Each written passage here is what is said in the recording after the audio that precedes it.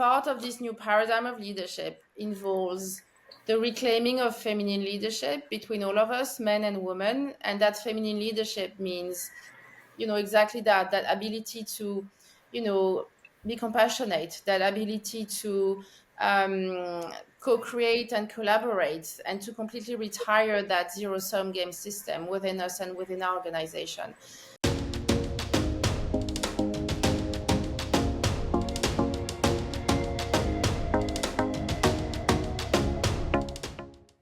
Welcome to the Leader's Mindset, where we bring you conversations with leaders who are making an impact in business and our communities. Today, I'm with Marika Messager. She's the founder and CEO of consciousleadership.org. She's also a consciousness researcher and doing amazing work to elevate humanity. Thanks for being here today, Marika. Thank you. I'm very happy to be with you today as well.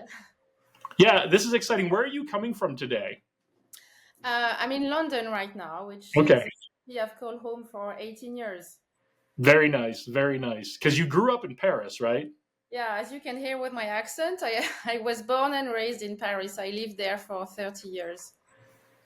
Well, welcome. We're glad to have you today. So let's start with, what is a conscious leader and why is it important for us all to become one? Sure, that's a good question. A conscious leader is someone who understands the principles of consciousness and, more than anything, embodies the principles of consciousness. So what does it mean? It means to be leading yourself. So we can talk about self-leadership and what it means for us, but with awareness of who you are, awareness of the program that you've inherited from society, from your culture, from your parents, and being able, with emotional agility, to consciously respond to the world, to people, to situations, rather than react. So there is this whole aspect of being present to whatever is happening to us and consciously choosing how we are going to respond rather than being on autopilot. So that's a big part of self-leadership. Then we talk about thought leadership, which is basically being mission-driven, being purpose-driven, impact-driven. So we're talking about leaders who care about why they do things and how they do them, and the impact and the consequences that they will have in their own ecosystem and in the broader ecosystem as well. And the last pillar is team leadership, which quite frankly cannot really happen well without self-leadership and thought leadership, because we need to be able to lead ourselves and to know where we're leading others in order to lead others well. And so team leadership involves the ability to create with others, the ability to connect with others. So it involves a lot of communication principles, a lot of ethics, a code of conduct, and a code of behavior in the way we interact with one another, be it team members, family members, stakeholders, shareholders, all our relationships. Yeah, I love how you talk about it. There's a foundation that has to be built before you even get to the leading other people part. We need to be good leaders for ourselves before we can lead other people. I really love that. Before you were on a mission to elevate humanity, you worked in finance for a number of years.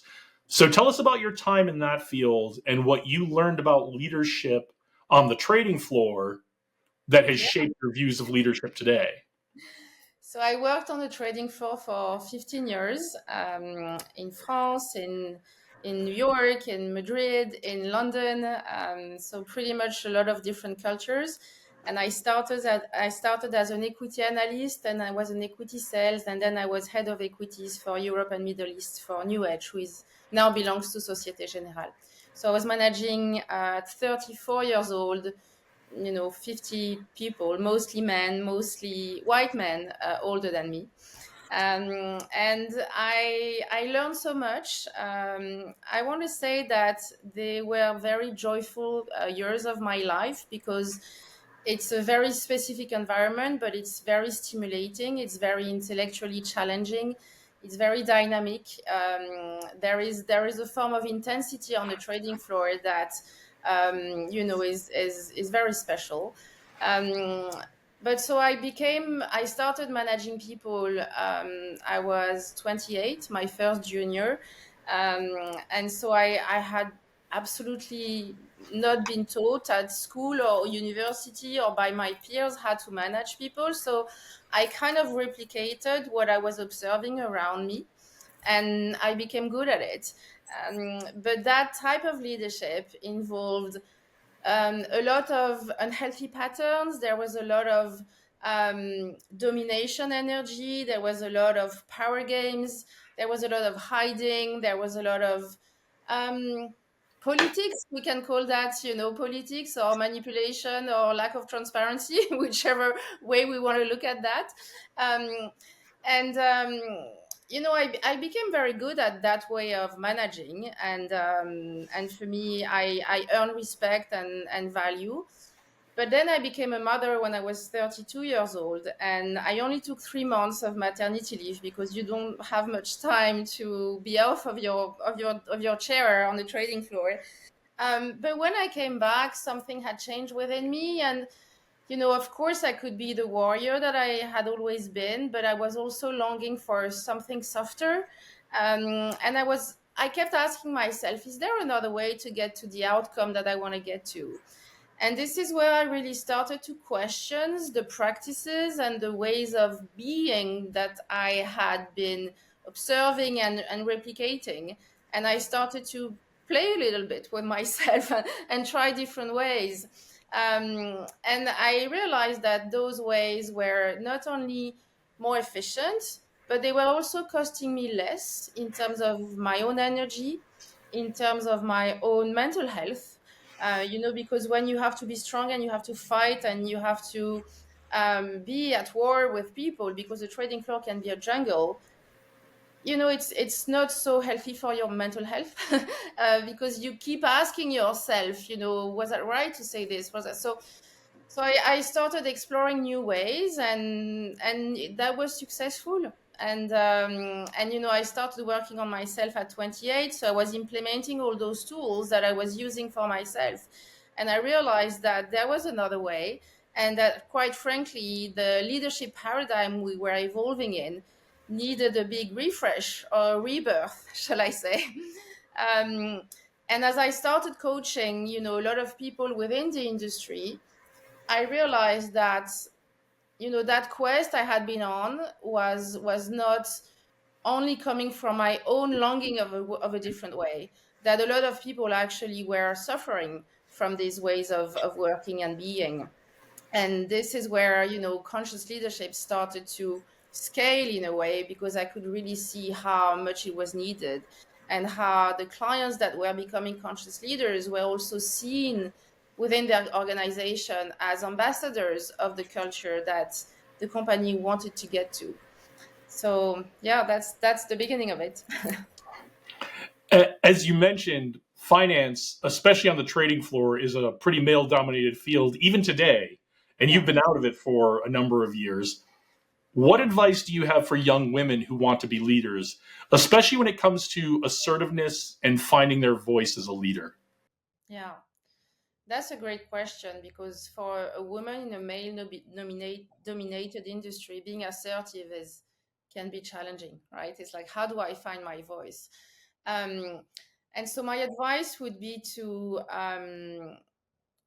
work hard, uh, demonstrate your value through your work, demonstrate your value through your congruency, through your clarity, through your coherence, and push the noise away, right? Because I'll share an advice that was given to me when I was 26, and I was a financial analyst at the time, and I was contemplating becoming an equity sales. And there was a German equity sales, a friend of mine who was in his 50s. He was a very strong character. And we were having conversations around, my career and the options that I had. And he said to me, Marika, if you want to be an equity sales, you're going to be very successful because you've got all it takes to be successful in that field. But if you can't hear that if you are successful, it's because you're beautiful, don't even go there, because you will hear that every day. And that was a huge gift, because it shielded me, and I've heard that a lot in my career. And if it was not voiced, it was thought so loudly that I could hear it. um, but it was like shielding myself from all the ways to sabotage my worth that could happen in the industry, and really focus on delivering, and focus in my communication on the facts, on the intentions, on the outcomes, and to make sure that my assertiveness could not be held against me. So by that, I mean that I think as women, we have to put extra work in our emotional agility and in the way we are able to express ourselves in a difficult conversation, so that we make sure that our presence, our tone, our words are always carefully selected, and that they cannot be held against us, because this could become a blind spot where people are going to attack us there because they don't want to be assertive, rather than actually listen to what we're really saying. Yeah, that's amazing. Um, I love when we can get advice for young women on this podcast, because I spent a lot of time in the Air Force trying to advise everyone who worked for me how to be a great leader, but I didn't really have a lot of advice for the young women other than, well, just be more like me and then you'll be fine, and that's not really helpful advice to a young woman.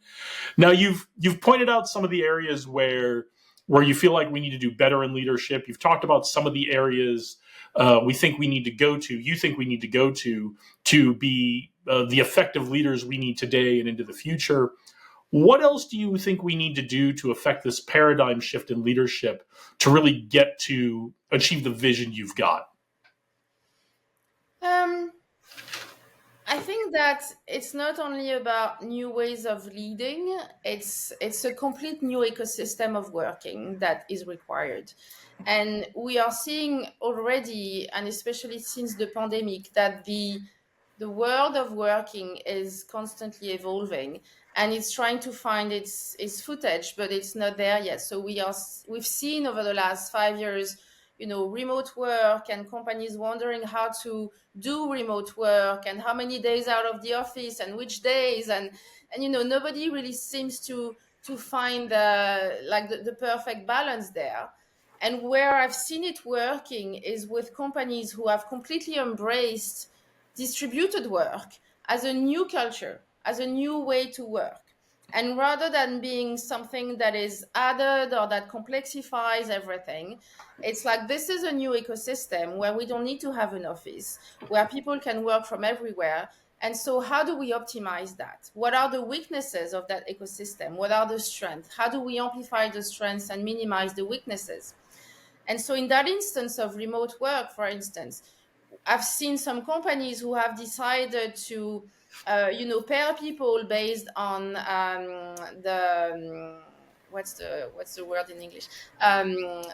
The hours that they work in, right? So how do you say that? Sorry, excuse my French. No, Um, you said it right. A okay, lot of companies are yeah, paying and people to to bring up their get them schedules together. based on Exactly. the hours they work, not the objectives they complete. Exactly. We've also seen companies deciding consciously to gather all their employees in by teams or by verticals every 3 months, just to make sure that they keep the momentum of working together. So you see, just looking at distributed work as a whole new ecosystem already allows for new ways of looking at things and new ways of working and experimenting new ways. And I think this is how we should look at organization and how we work together, not just leadership, but how can actually an organization can be an ecosystem that gives employees and leaders resilience and well-being. um, can we create some organization that do support the well-being of their employees enough so that we don't ask employees to be more resilient, because the resilience comes from the ecosystem and is enabled by the ecosystem. So I think, I mean, I know that what is really needed is a complete shift in how we see work, also how we see um, pretty much everything. Right now I'm looking at the investment paradigm, and right now it's quite transactional, and it's quite old paradigm, and you need to tick a certain type of boxes in order to get funding. We also know, for instance, that only 2% of female entrepreneurs get access to VC funding. So, there are some data that are completely incoherent in the working world that show us that we need to approach things in a different way. So when it comes to investment and fundraising, for instance, we are exploring resonance fundraising. What if, investors are able to give a resonant yes to an investment because they have an alignment with the vision, with the mission, with the team. They want to be committed and engaged in supporting the company grow bigger, rather than looking at all those finance metrics, and which are still relevant, right? But it's introducing new ways to assess what is actually working. Yeah, I agree 100%. We definitely are at a crossroads. We need to think about how we do not just remote work, not how we do investing, how we do everything in our professional lives and workplace. But it's about more than just it's nice to be nice, right? People are really being physically and emotionally affected by some of the things we're doing right now. Tell us a little bit more about how we do things today is impacting people, and because of those impacts, why we should be trying to make this shift. Yeah. Well, again, I come from a financial background, so I like data, and I think we can't change what we can't measure. But there is a data that says that more than 70% of knowledge workers have experienced a form of burnout in the last 12 months. So there is also, the introduction of AI, the introduction of, technology that in a way relieves pressure and creates more capacity, but at the same time every organization I know has a tech project, an AI project, right? So it adds more pressure. So right now we live in a world where we are constantly being distracted. Our attention is like constantly being taken away from us, and just the way we live right now is very unhealthy for our mental body. So we see a lot of people who are living in their mind and are completely disconnected from their heart, their emotions, or their gut, or even their soul, right? So in conscious leadership, we see individuals as four bodies: the physical, mental, emotional, and spiritual. And right now, the organizational world mostly focuses on the mental body, right? So we are thinking, we are doing meetings, we are a lot in our heads, but we're not very much in our bodies. We are not very much connected with our emotions, and we're not very much connected with our souls. So we see a lot of people who are lost. We see a lot of meaning crisis, especially since the pandemic, and people wondering what's the point, realizing that the way they are living is, not making them happy or not supporting their health and their well-being.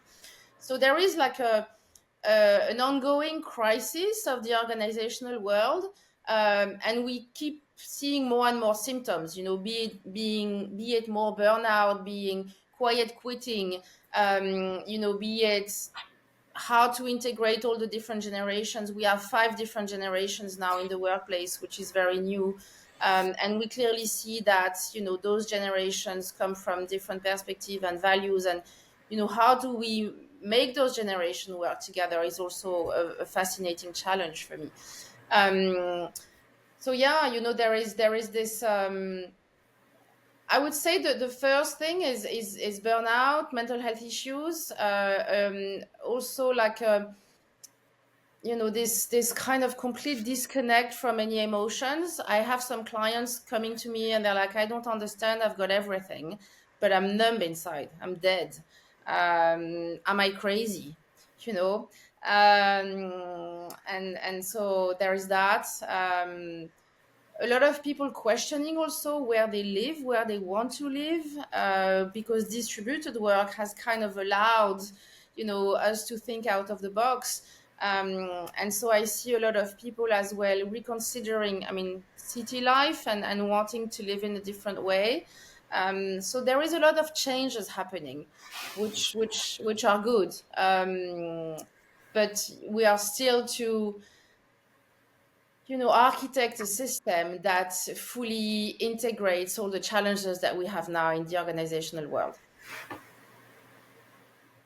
Yeah, all of those are very real issues that most employers are dealing with right now. And it's great to see that you have a solution to help them out with that.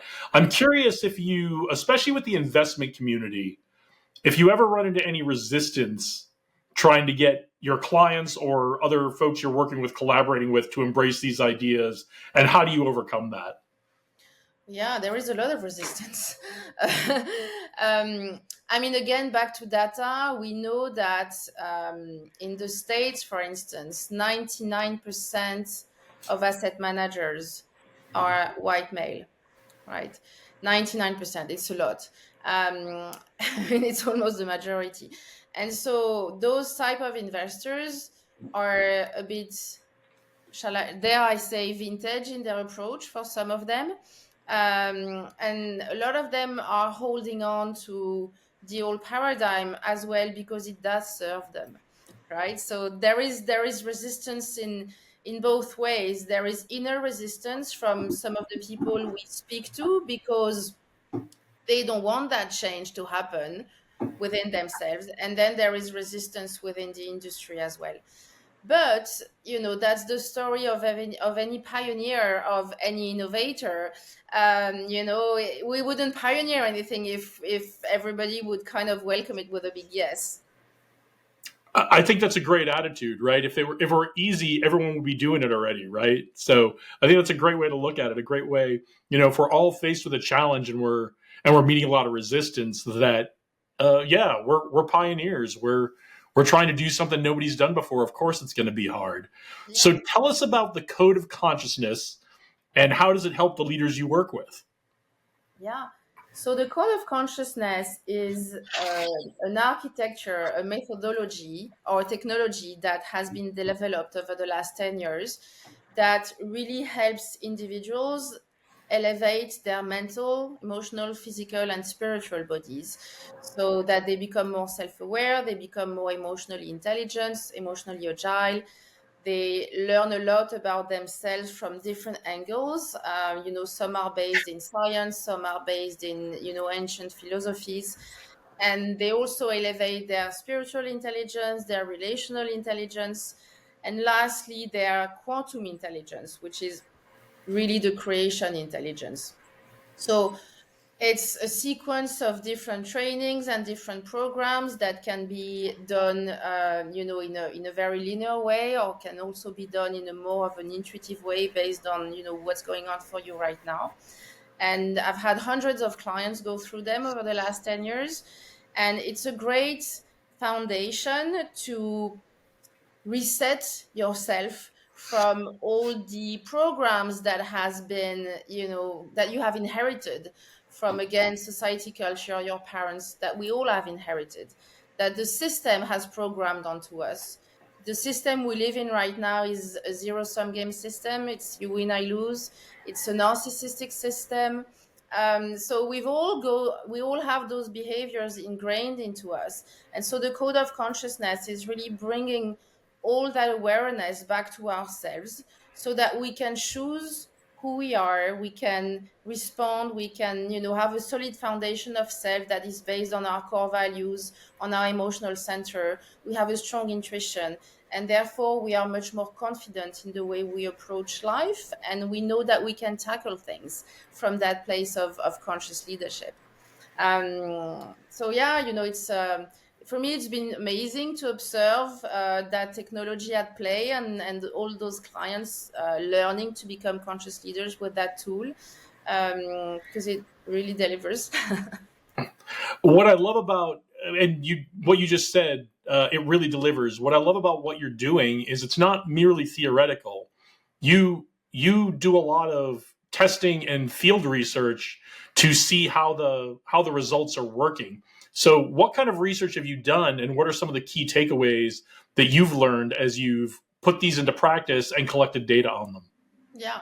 And thank you for that question, because I think that's really one thing that defines me, is results, and that's how I've built the business. And really, research is at the core of everything we do. So I have different pockets of research. Of course, I research on myself to start with, and I'm always learning. Um, but I can maybe share two examples. So one of them is an NGO in Kenya, in Lamu Island, that I'm at the board of, and I was at the very start of it. It's a school for the less privileged children in the village, and it's basically a school that teaches them through art. And I've been involved from the start. I've raised money for the NGO, and we've built a beautiful center. But the intuition of building that center was that those children who are less privileged, and when I say less privileged, I mean that sometimes there is no food on the table for lunch, and they don't have money to pay their school fees, is that through that community, through that center, through that care and attention, we would grow grassroots leaders. And we started this 5 years ago during the pandemic, and it's been incredible to observe now, with 5 years of behind us, that those children who before were the less confident in the classroom, who sometimes couldn't even sit at the table, didn't have books, are now leaders in their classroom. And they've gained the confidence to express themselves because they've had the opportunity to express their creativity through art. They've had the opportunity to have a safe space to come together. They had the opportunity to have a place where they can learn discipline and resilience. And so they are really like the stars of their classrooms today. And we have more and more demands of children wanting to be part of our NGO. We started with like 15 children, now we have 44. So this is again a confirmation of how an environment that supports the development, the healthy development and creativity of an individual actually translates into leadership.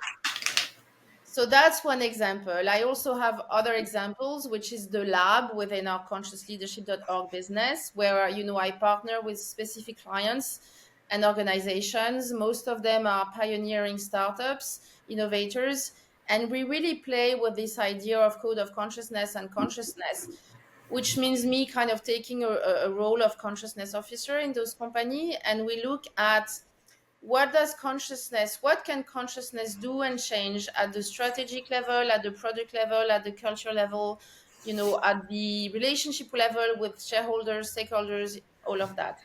And so we call this a lab because, again, we are building the bridge as we walk it. But seeing great results, in the different initiatives that we have. And if I can name a few outcomes, a clear outcome is resilience, especially in a pioneering startup.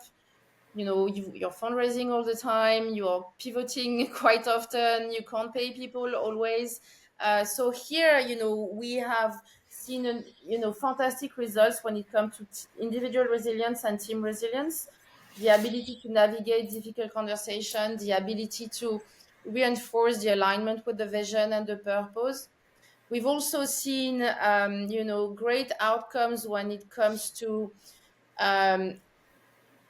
clarifying some, difficult partnerships or collaborations. We've seen amazing results when it comes to elevating the vision and the mission and ensuring that it is completely embodied by the founders and the employees. So yeah, those are a few of our outcomes. That's great. What I love to see is that you are applying this right on the front lines with the people who need it most. It's great to do this in businesses. It's great to do this with senior executives and mid-level managers, but you're really taking this to the people who need this kind of experience the most and giving it to them. I really love that. So let's take a break from the serious questions. Let's play a game. Are you up for a game? Yes, always. All right. The name of this game is Rapid Response. I'm going to ask you a series of questions.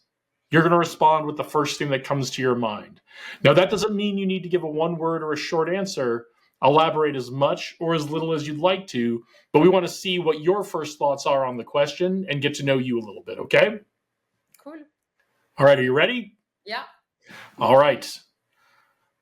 Marika Messager, rapid response round. Your time begins now. Where are Podcast recommendation. People Not Numbers by Joe Sejan. Oh, that's a great one. I don't know that. I will have to look that up. Yeah. A leadership practice you wish more people would adopt.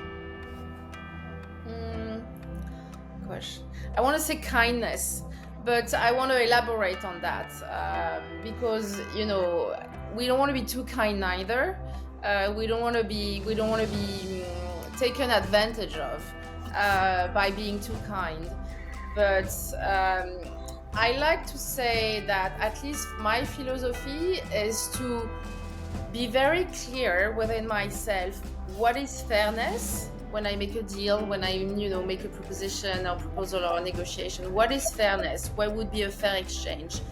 And I like to give a tiny bit more because I like to be generous. I like to inject some goodwill in a relationship. And I think that's a great practice, but it needs to be voiced. Yeah, we just had a guest on last week. The episode came out, Madeline Eliza, and we talked a lot about the difference between being kind and being nice. And you brought up another, I don't want to use the word paradox, but another question that as leaders, we all have to ask ourselves, and what is the difference between being fair and being equal? And how as leaders do we deal with that? Because sometimes being fair means not being equal, and sometimes it does. So those are those are some of my favorite questions to think about and to challenge people with, is the difference between nice and kind, and the difference between fair and equal. Yeah, and they're very important. And I sometimes have came across people who are like, kindness doesn't work. People need to be scared of you. And so it's interesting to have those conversations around what it really means to be kind. And I think that you can be kind whilst at the same time being very assertive and, making sure that things are fair. So. Absolutely. Someone we should all be paying attention to.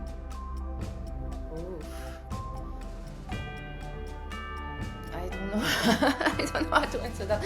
So you said the first thing that comes to mind, and the first thing that came to my mind when you asked this question is Maya Angelou. So don't ask me why. Now I have to unpack why. I mean, I know why, but maybe if I give that a bit more of a context, I know that part of this new paradigm of leadership involves the reclaiming of feminine leadership between all of us, men and women, and that feminine leadership means, exactly that ability to, be compassionate, that ability to co-create and collaborate, and to completely retire that zero-sum game system within us and within our organization. And so I think Maya Angelou has said a lot of wise things, but, she was a great pioneer in the work that she's done, being a woman of color and a woman, and being daring to show up in the way she did. And I think we need more. We need more people like that. We need more men and women to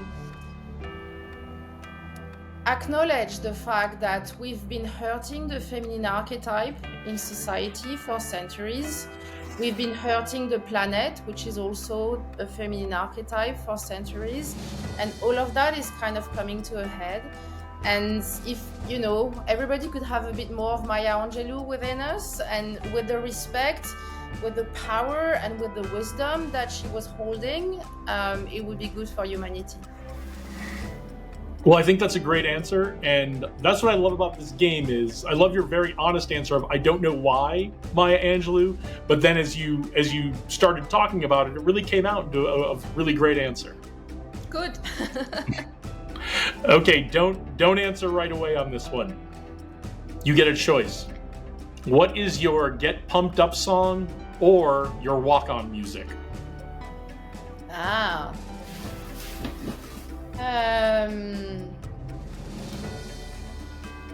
So I'm very specific with music because I believe that sound carries a vibration, as we know, and that, as a conscious leader, vibration is something we always work towards elevating our own vibration or maintaining the highest vibration. So when it comes to music, I listen to a lot of binaural music, of gong music, of that type of music that actually, more than a song, really helps me to neutralize or kind of play with my own energy. So it's not a specific song, even though I love music, and I have a big music culture because I've lived in different places. Today my answer would be like healing music, and if you go on YouTube or Google or whatever and you're looking for a type of music that is gonna support your energy or your energetic bodies or your chakra, you can find that very easily, and again, they are efficient. I'm gonna have to try that, because if I'm working and I put music on, I either listen to the music and don't work, or I work and tune the music out. And so I'm gonna try that today and see if I can have a little like music coming into my brain while I'm still working, but instead of being one or the other. Yeah.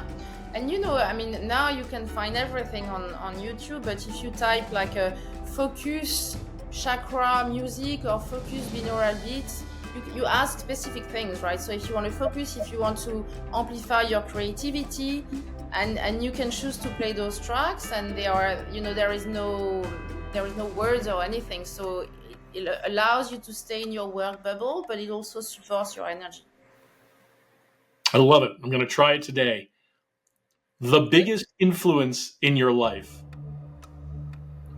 I'm going to say my son, even though he's going to be 18 and I'm going to be 50 this year, so he hasn't been in my life forever. But he's a great teacher in my life, and my family life hasn't been smooth or linear, but he has influenced me a lot in the way I approach that feminine archetype and that capacity for love, and how do we learn from one section of our lives, and we kind of, that learning kind of has a butterfly effect and can influence other areas of our life. So yeah, you would be surprised. Kids or family is the most common answer to that question on the podcast here. What is a book everyone should read? A book everyone should read. It's a very simple book, but it's been one of the top books on the New York Times list, I think. But it's from so there are two books. One is called The Mastery of Love, and one is called The Four Agreements. It's from Don Miguel Ruiz, who is a Mexican doctor and shaman as well. He's got shamanic inheritance. And so he's written The Four Agreements, which is a very well-known book, which is always worth reading. But the one I always advise is The Mastery of Love. It's a short book. It's easy to read, but it's full of transmissions and powerful ones. And it really explains how the way we've been taught love and the blueprint of love in our society is distorted, and how to reclaim a healthy blueprint of love for ourselves and for our relationship. So I think it's a powerful book and an easy read, and I've given it to a lot of people to read. All right, well, everybody add that to your library hold list and get on top of that. A summertime activity you're looking forward to? Yoga and swimming. I've been a bit lazy with my routine, my taking care of myself routine over the last 12 months in London, and so I'm looking forward to summer and being able to, feel strong in my body again. Yeah, summertime in London is really great. I've been there a couple times in the summer. It's not as nice as holiday time. London really does the holidays right. I really love that too. But London in summertime can be really great. Yeah. And I mean, it's probably the only time you can find some sun. Yeah, it is about the only time you can get some sun in London. It also gets a little sticky there sometimes. So, considering it does get a little sticky in London sometimes, what's your dream vacation spot? I'm gonna say Lamu Island in Kenya.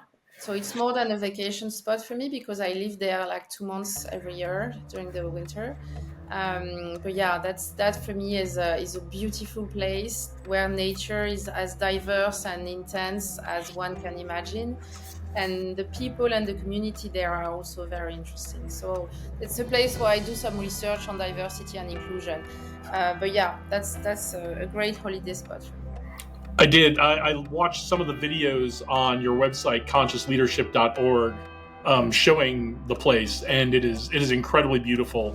It reminds me a lot of our Virgin Islands off of the United States here, off of North America. Really, really beautiful place. So everyone go to consciousleadership.org and check out those videos. It's really impressive. All right, last one. Favorite sports team or player? Ooh. So I'm not a lot into sports teams or players. I mean, who's coming to mind is Roger Federer.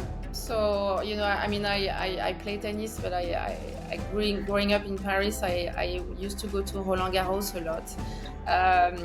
And so I really like Roger Federer because he seems to me as somebody who has been able to have a balanced approach to his life, not only to his passion and tennis obviously, but also to his health, to his family, to the way he's able to show up in his family life. And he appears to me as somebody who has been able to stay grounded in that type of life, which is quite unique. So yeah, it's coming to mind. Again, don't ask me why. That's okay. That's what this game is all about. Let's get the first answer out. And I think a great answer. So thanks for playing our game. You were a good sport. It's always a lot of fun to get to know our guests a little bit better.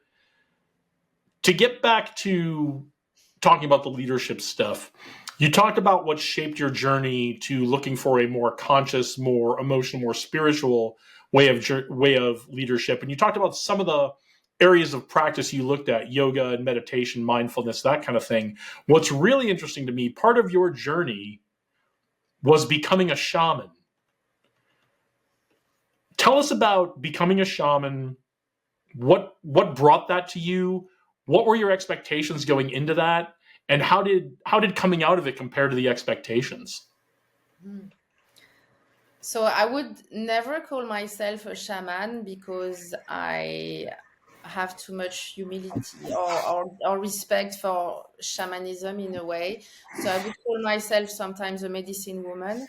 But there are some shamanic lineages where, to be a shaman, like in Colombia, for instance, you are born in a lineage of shamans, and then you spend the first 18 years of your life in a cave in the dark in order to awaken your senses. So, it's I have a lot of respect for those lineages. I got introduced to shamanism when I was 32.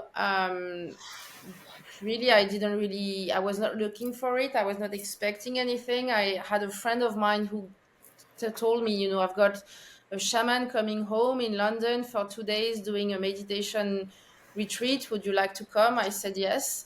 And this is how I discovered shamanism. And I was already in a huge exploration within myself. I had already done many years of therapy, and I could see that I was kind of blocked in my own self-development. And I talk a lot about that, and the benefits of therapy, but also the limitations of therapy, because it's a mental exercise most of the time, and the emotional aspect of us doesn't get addressed. And so I met that shaman, and I started working with him, and finding some keys in order to understand myself better. And I was fascinated about that thing that was shamanism, that I had never heard about. And the more I was experiencing some of the different traditions and practices of shamanism, the more I was interested, and I wanted to learn more and more and more. And I could see some resonance within myself. I could feel that the teachings were landing in my body, like if they had always been there. And from a mental perspective, I could also see the relevance of those teachings and the relevance of this approach. So I wanted to dig more into that, and I've been initiated into two lineages, one in Mexico and one in Brazil. And yeah, it's nothing but a technology, and a sacred path as well, right? So, but the world we live in has made shamanism a bit more trendy, and a bit more productified. So now it has been colonized a bit, and one has to be careful in how they approach their relationship with it. But it's a fascinating technology, and if you practice it in alignment with what it really is, there is a lot of sacredness to it, which I also think is very relevant in our day and age. We have lost any form of sacredness or respect or reverence or even devotion to ethics and values and beauty and harmony. So shamanism brings back all of that, and also brings back our connection with nature. I love how you referred to it as a technology, because much of what you advocate for, much of what you're trying to get us all to embrace, tracks very closely to ancient wisdom.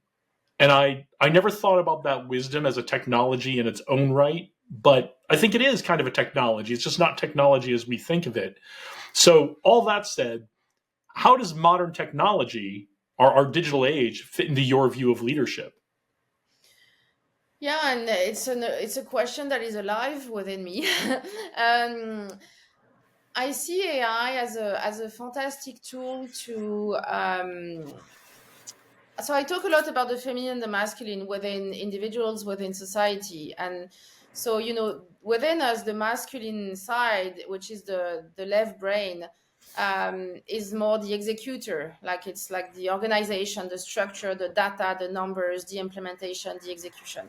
And the feminine brain, which is the right side of our brain, which, by the way, men and women, we all have those two sides of the brain. The feminine side is more intuitive, is more creative, receptive, co-creating, collaborative. And I see AI as an extension of my left brain, an extension of my masculine brain.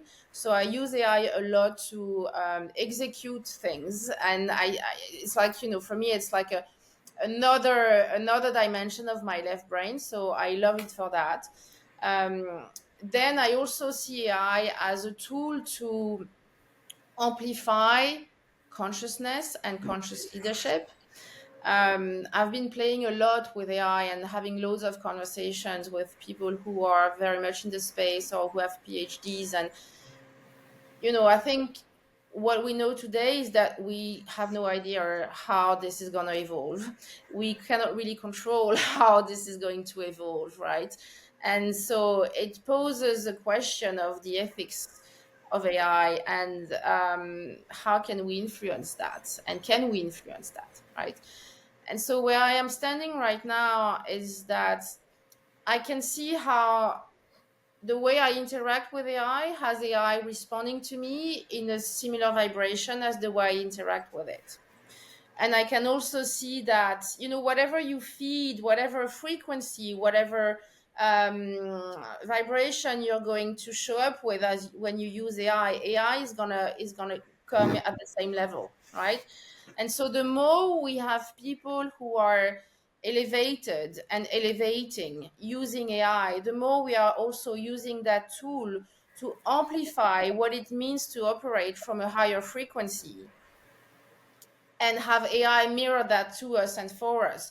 So, for me, it's also part of the AI, what's the word? Kind of uncertainty, right? One of the ways to be more sure that AI is going to be supportive of a higher humanity consciousness is to have people feeding AI with that. And so so that's why I'm encouraging all my clients, all my friends to really use it and really interact with it so that, AI kind of receives the frequency and the vibration of conscious leaders. I think that's a really great point because we hear a lot of people talking about, hey, be nice to AI when you're asking it to do things because someday the robots are going to take over and they're going to overthrow us and we're going to have to live under the robots. But I think you make a much better case for more technically minded folks of if you act as an elevated human when you're dealing with AI and other technology, that helps train AI and other technology to understand us better as humans. I think that's a really great way of looking at it that I haven't heard anyone talk about before. Well, thank you, and feel free to share it because I think it's really crucial that actually the conscious people who want to build a better world actually use AI for that. All right, so if you haven't been using AI, get out there and do it. Be nice to the AI, be conscious about it, and apply some of this wisdom and ethics we've been talking about because that will help make AI work better for all of us. Now, you and I grew up without the kind of technology we all have in our pockets today. Younger people have been tightly integrated with their tech the whole lives. Are there differences in the way we need to approach the younger generation with the leadership principles you're talking about? Yeah, for sure. They are very different than we are. And I think of myself and you as the kind of last generation who grew up without, and then we're not too old when it arrives, so that we're kind of able to use it. But if I see my son and the way he uses technology, it's a whole different way. Um, and to that point I was making on AI, I see the younger generation you really using AI as a relationship, and not as a tool or as a machine, but really kind of cultivating a relationship with AI and being completely open to the paradigm that's possible, right? Whereas I think older generation are more using it as a doer than someone you can have a relationship with. But having said that, what I've observed in all those years of practice, and I've coached some younger leaders as well, is that they are not very respectful of the older generations of leaders. They don't really want to be like us. They don't really respect the way we have worked. The corporate world, from a lot of them, seems like, why would you want to go there? Um, and at the same time, they come with more consciousness of who they are, but I sometimes say it's like an Instagram consciousness, right? So they have the language, but they don't embody. They don't walk the talk, they talk the talk. And so when it comes to embodiment, we have a real paradox because we are faced with people who have the words, who can very well say, this is not good for my mental health, right? Uh, but at the same time, there is very little resilience. And I think this is where we have to be cautious. It's hard for us to teach resilience if they don't respect who we are, what we've done, and where we come from. But at the same time, that resilience is much needed. I've seen early 20s or mid 20s employees breaking down completely when there is an obstacle or a challenge. Or even during the pandemic, it was much harder for somebody in their late 20s to deal with that crisis that somebody in their 40s, because, I mean, if I talk about myself, I've been through a lot of crises, especially, being on the trading floor, we've seen a lot. And so I think we have to find ways to bridge, right? We have to find ways to transmit some of our wisdom so that they can receive it.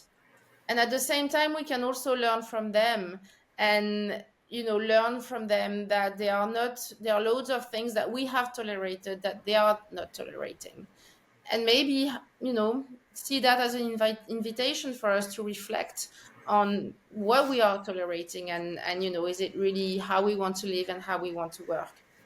So Yeah, I think that's such a powerful point that, as you know, this is something that comes up. I think when every generation enters the workplace, this is a tension that occurs, and it's always going to be that way. That's just how human beings are. Human beings that have a little bit of age and wisdom versus human beings who are new and have new ideas and a lot of energy. That's just part of being human. And I think the really powerful point in that is those of us that have been around a little while do need to be open-minded, listen, and see what is valuable that we can take to enhance ourselves and our own leadership. But I also remember about 8 years into my Air Force career, when I started becoming like a flight commander and a director of operations and that kind of thing, sometimes with the younger folks, you have to say to them, okay, go give that a try. Come back and tell me how that worked out for you, right? And then they come back and they say, oh, that didn't work at all. You were right the first time. Yeah. Sometimes the old man gets one right every now and then, right? So this is just, it's a tension that exists every time a new generation comes into the workforce. And as you mentioned, we have 5 generations in the workforce right now. No exaggeration, 5. And so this tension exists on many levels in many different ways, in a way it hasn't in a long time. yeah.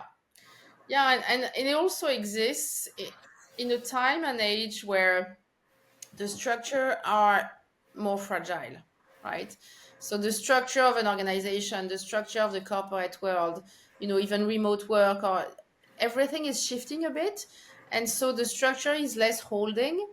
And so for me, that's why we have to have those conversations, and we have to build those bridges so that each generation can understand one another and really extract the best practices of each generation.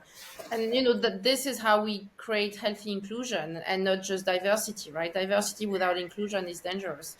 So it's part of the work, to have those conversations, and not judge, but really understand where each generation is coming from, and out of all those generations, how can we create an ecosystem that serves all of them in the best way possible. I love that. I love it so much. So we're about halfway through 2025. Yes. What's coming up for you and consciousleadership.org for the rest of the year? Ooh. Well, exciting things. So in the Conscious Leadership Lab, we are, making progress, and with some of my clients, we are really, exploring how to bring consciousness in a multidimensional way in product strategies, and so that's very exciting. We're also playing with the code of consciousness for certain types of industries. And so one of them being the hospitality industry, and like regenerative tourism. So you a new paradigm of tourism. And then what would it look like if every onboarding, every employee had a specific training on conscious leadership that is matching the requirements and the needs of the specific industry and how they interface with clients. And so, that's exciting. And then on a more personal level, I am finalizing a flat in the south of Portugal for myself. So, that's also a new place for me. And every time I go to a new place, something happens. So, I went to Lamu, and I was now I'm at the board of an NGO. So I think that, Portugal is also very interesting. It's attracting a lot of conscious people and a lot of, pioneers, innovators, startuppers as well. So I'm excited to see, what happens there as well. But yeah, that's already good. I mean, I'm always moving, I'm always creating, so there is always something. Well, that sounds really exciting. We'll all be keeping track of your adventures and all the things you're doing. If you ever want to bring Code of Consciousness to Las Vegas to check out the hospitality industry here, if you can get it figured out how to work in Las Vegas, you can make it work anywhere. So Yeah. Good. That's good to know. I've been to Vegas a few times, and yeah, the hospitality industry where here has its own blueprint. It's very special, right? Interesting. it, Yeah. it it's very pioneering in a way. It's kind of the cutting edge of how we do things, and in the hospitality industry, and sometimes for good, sometimes for not so good. But they're pushing the envelope here in Vegas always. So Yeah. True. so for everyone watching or listening right now, what's the one thing we can start doing today to become conscious leaders? Um, bring more mindfulness to everything you say, everything you think, everything you feel, and everything you do. And the key to conscious leadership is coherence. Coherence between your physical, mental, emotional, and spiritual bodies. Coherence between what you think, what you feel, what you say, how you act. So I would say starting to bring some awareness on all those things that are happening within you or coming out of your mouth, or the actions that you're taking, and making sure that this is chosen, this is a response, this is an initiation, this is an invitation, but it is chosen. It's not coming on autopilot, it's not a reaction, right? So that's one element. And one way to do that, and this is a practice that I've lived by for many, many years, is that don't write or say or do anything until or unless you are in a place of emotional neutrality. So starting to play with that notion of emotional serenity, emotional neutrality versus that place of reaction that most of the time gets us to do things that we regret later. Well, I think the advice to be patient and conscious and deliberate in our words and actions is always great advice. I think it's a great place to leave it for today. This has been amazing. Thank you so much for joining us. Tell everyone where they can find you so they can thank you for joining us today.